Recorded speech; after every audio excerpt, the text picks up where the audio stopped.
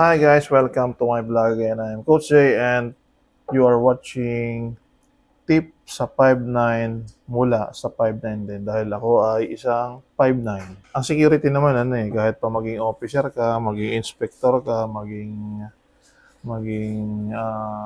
security manager ka, security ka pa rin. 5'9 ka pa rin. So ako ay considered myself as 5'9. Kaya nagbibigay tayo ng mga tip sa ating mga 5'9. So nakaraan, diniscuss ko yung tungkol sa escalation of force applied. Yun din yung tinatawag na force continuum, kung paano mag-escalate yung i-apply natin bawat scenario. So nagsimula tayo din sa level 1. Again, ang level 1 ay appearance and security. Level 2 ay may verbal approach ka na. Level 3 ay may unarmed control procedure ka na. Level 4 ay hard control. Level 5 ay gagamit ka na ng iyong mga intermediate weapon na tinatawag nating pamalo or yung ating baton. Level 6 pa lang yung use of deadly force kung kinakailangan. At hopefully ay hindi tayo aabot doon sa ganung bagay kasi yun ay masyadong masalimuot na. Hindi ka na makakaligtas dun sa mga intriga. So yun yung classification of force applied. So bakit natin yun tinuturo sa security? Bakit natin yun pinag-aaralan? Kasi yun yung hahanapin sa'yo kung, halimbawa sabi mo, di ba, yung iba gusto nilang sabihin na paano daw malalaman na self-defense na nangyari? O paano, isa yung force continuum na itatanong kung ginawa mo ba yon para mapatunayan mo na self-defense ang nangyari, na dumaan ka level by level.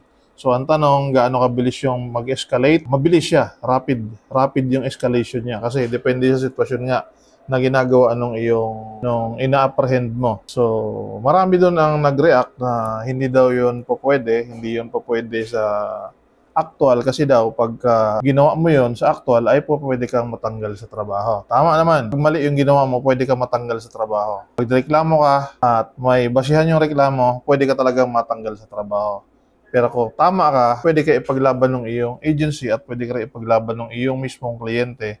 Kasi once na nag-labor ang security ngayon sa visa ng 11917, ay kasama na ang client sa pwede mong i-labor kung hindi ka pinagtanggol. So dito ay may isa akong babasahing comment. Maganda kasi itong comment na to. Nag-share siya ng kanilang best practices ko tawagin. Medyo magaspang lang yung pasok niya pero may sense naman yung sinabi niya. Sabi ni Mr. Anthony, siguro SG din to. Hindi ko alam kung SG siya o SO, kung ano pa man. Mali na naman ang turo mo sa SG mo. Mapapahamak na naman ang SG mo. Sample, pag may nagwawala, mahinahon kausapin. Kung wala naman sinasaktan na customer, pag wala pa rin, 10-5 mo sa commander mo para kausapin, para kumalma. Pag hindi pa rin, may CRS pa para kumausap.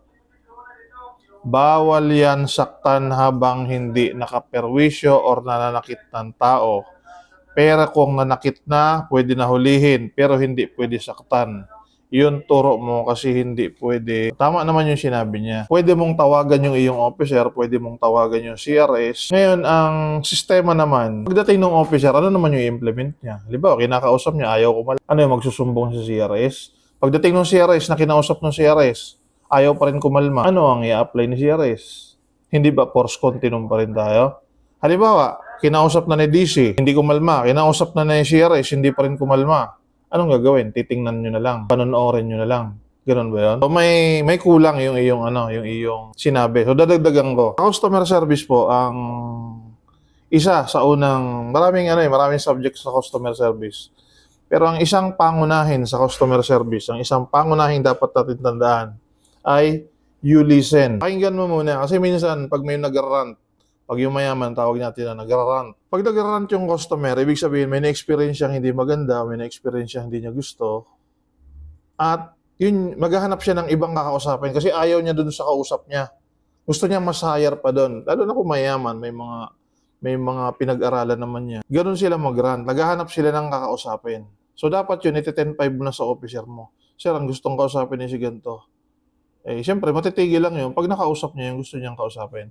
Usually yan ay sa mga service provider, halimbawa ay mga telecommunication, sa internet, naka-experience ng mga hindi maganda, Sample, halimbawa, yung kanyang internet mahina, pinuntahan siya ng technician, nag-selfie lang yung technician, ng gano'n, nag-selfie sa kanya, umalis na, tapos nireport dun sa service provider office na okay na, napuntahan na niya, pero wala naman siyang ginawa. So, gano'n nagagalit yung mga customer. So, ang kailangan lang niya, maghanap siya ng sinong pwedeng kausapin para maireklamo yung team na yun. Parang gano'n. Ikaw na security, wala kang magagawa doon kasi hindi naman ikaw yung concern. So, ikaw yung maglalapit doon sa gusto niyang kausapin para magtagpo sila. Then, pag nagkausap na sila, hihinahon na yon. Hindi mo siya kailangang gulpin. Isa ring factor na nakakapagpakalma sa isang nagarant na customer ay pag dumami na kayo. Halimbawa, yung isang security, tumawag ng backup, medyo dumami na kayo. Kakalma na yan kasi pinalilibutan na ako. Pero pag matapang talaga, halimbawa, official din ng gobyerno, hindi yun kakalma. Kailangan niya talagang makausap kung sino yung dapat niyang kausapin. So, yun po ang isang mahalagang skill na dapat mayroon ang isang security personnel pagdating sa customer service. You listen, no? Tapos magsusorry ka agad kahit hindi kayo may kasalanan. Sorry po at experience po ninyo yan. Ganito po, ilalapit ko lang po kayo, ganito. Yung force continuum naman, yan ay dapat alam ng security. Halimbawa, ibahin natin ang senaryo. Halimbawa naman ay lasing. Yung lasing, nanggugulo dun sa yung establishment, o paano mo i-apprehend yun? Pwede, pag yun ay ginulpi mo kagad, kasi minsan sa atin, ako mo lasing, ginugulpi natin, di ba? Ginugulpi nyo pala, hindi natin, huwag nyo ako isali.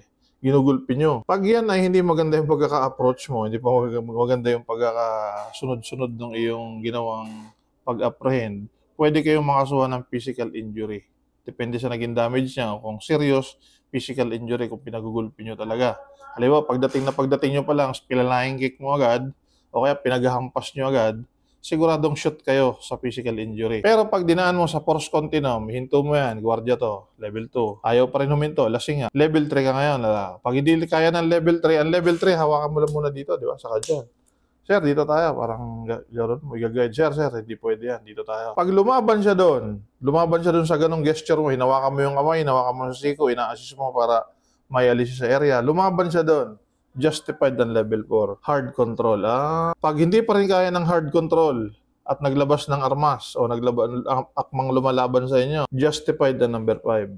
Ayaw mo talaga. Pero pag pumalo ka, ang number 5 kasi pag yung paggamit na ng probaton mo nung yung mga pamalo, siguraduhin mo na alam mo yung green areas, yellow area, at red area. Kung hindi nyo alam yun, invite nyo ako, tuturuan ko kayo. Ang subject niyan ay use of baton. Kung paano gamitin yung inyong baton nang hindi may injury yung inyong inaaresto.